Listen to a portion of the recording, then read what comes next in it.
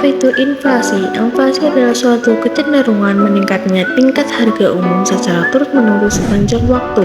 Dari definisi tersebut, ada 3 komponen yang harus dipenuhi agar dapat dikatakan telah terjadi inflasi. Yang pertama, kenaikan harga, yang kedua, bersifat umum, dan yang ketiga, berlangsung terus-menerus.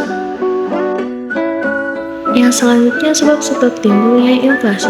Pandangan kaum monetaris menurut kaum klasik, penyebab utamanya timbulnya inflasi adalah kenaikan atau pertumbuhan jumlah uang beredar.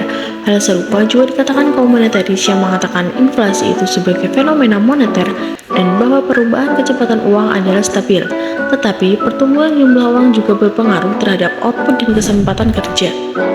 Yang kedua, pandangan Keynes. Keynes mengatakan bahwa kecepatan perputaran uang merupakan sesuatu yang bersifat dapat berubah-ubah, berbeda dengan kaum klasik dan monetaris yang mengatakan bahwa perputaran uang adalah tetap.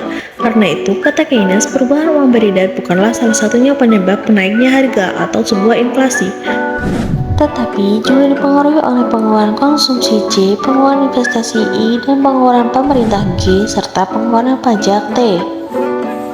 Selanjutnya, jenis-jenis inflasi. Yang pertama, inflasi tarikan pemerintah atau demand pull inflation. Yang kedua, inflasi dorongan biaya. Dan yang ketiga, inflasi struktural.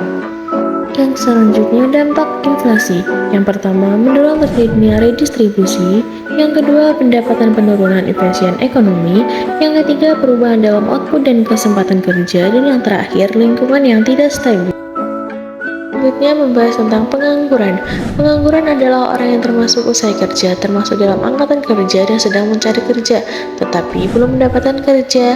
Orang yang masuk dalam usai kerja, tetapi tidak secara aktif mencari kerja, tidak termasuk pengangguran, seperti ibu rumah tangga dan sedang kuliah atau sekolah. Yang selanjutnya, jenis-jenis pengangguran. Dilihat dari sebab-sebab timbulnya pengangguran dapat dibedakan. Yang pertama, pengangguran friksional. Yang kedua, pengangguran struktural. Yang ketiga, pengangguran alamiah. Dan yang terakhir, pengangguran konjunktur. Sedangkan di negara berkembang, pengangguran biasa dikelompokkan menjadi 3, yaitu pengangguran terselubung, pengangguran musiman, dan setengah penganggur. Sedangkan menurut Todaro, pengangguran dapat dikelompokkan menjadi yang pertama, pengangguran terbuka, yang kedua, setengah pengangguran, yang ketiga, mereka yang nampak aktif bekerja tetapi kurang produktif, yang keempat, mereka yang tidak mampu bekerja secara penuh atau penyandang cacat, dan yang terakhir, mereka yang mampu bekerja tetapi tidak memiliki peralatan.